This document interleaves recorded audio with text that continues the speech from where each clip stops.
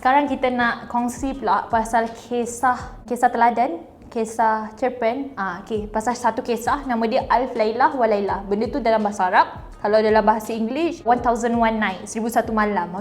Time lepas saya ada buat kajian pasal benda ni. So mengikut kajian, kita tak tahu penulis asal Alif Laila, dia majhul. Kisah dia macam ni tau. Kita dengar lah, lepas tu korang judge ni kisah apa. Kisah ni bermula dengan seorang raja bernama Shahryar. Kisah Alif Laila wa Laila sebenarnya kisah di dalam kisah tau. Kisah yang saya nak ceritakan ni ada kisah dalam kisah tu. Apa dengar?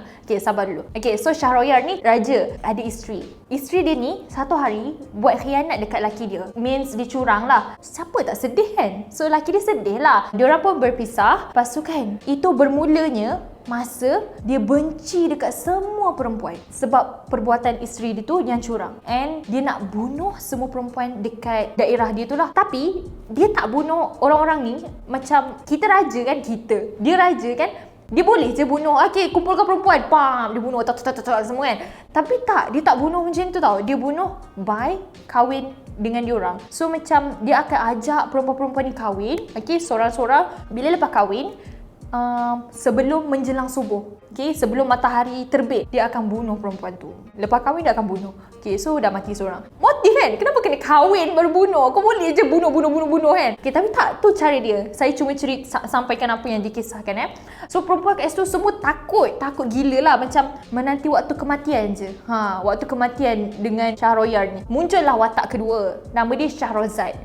Shahrazad ni adalah anak ketua penguasa kat situ. So dia ada rancangan tau. Dia buat rancangan macam ni. Dia kata tak apa, dia volunteer nak kahwin dengan Shahryar. Sedangkan semua orang perempuan tengah takut tau. Dia macam kalau boleh tak nak ada cross path dengan Shahryar ni, tapi dia volunteer sebab dia ada plan. Bila dia kahwin, kan dia dah tahu yang sebelum menjelang subuh, Shahryar ni akan bunuh perempuan yang dikahwin tu. Apa yang dia buat adalah bila malam dia akan cerita dekat Shahryar. Macam-macam cerita. Sampailah berpanjangan sampai 1001 malam macam tu. So sebab itulah dia dipanggil cerita di dalam cerita. Sebab dalam cerita Shahryar dengan Shahrazad ni, Shahrazad menyampaikan cerita lain di dalam tu. Sebab kan dia tak nak kena bunuh. So dia cerita setiap malam, dia cerita sampailah lepas waktu yang dia nak bunuh orang tu, waktu subuh macam ni kan. Tapi dia cerita, dia mesti tak akan habiskan cerita tu tau. So kita kalau dengar cerita tergantung, tak sedap lah kan. Kita mesti macam cakap apa benda ending dia. So macam sama lah macam Shahryar, dia cakap apa penghabisan cerita ini wahai Shahrazad. Shahrazad kata kalau awak nak tahu cerita selanjutnya, esoklah saya cerita. So malam pertama Shahrazad berjaya survive daripada Shahryar. So dia tak mati. Hari kedua pun Shahrazad buat benda yang sama. So dia buat benda yang sama sepanjang 1001 malam tu. So bila dia buat benda macam tu, lama-lama kelamaan siapa je mestilah orang akan terbuka hati, betul. Kiranya effort Shahrazad nak memenangi Shahryar. Lama-lama diorang pun ada anak. Lepas tu diorang pun dah bahagia. Lepas tu hilanglah sumpahan, apa orang kata, sumpahan pembunuhan wanita-wanita di kawasan itu oleh Shahryar. So contohilah Shahrazad. Dia macam kira kat dalam cerita ni kan, yang bagi effort tu kan, dalam percintaan tu kan, percintaan kot, dalam perkahwinan tu adalah perempuan. Dia tahu laki dia ni jahat, dah bunuh beberapa ramai orang, tapi dia macam aku boleh ubah laki ni.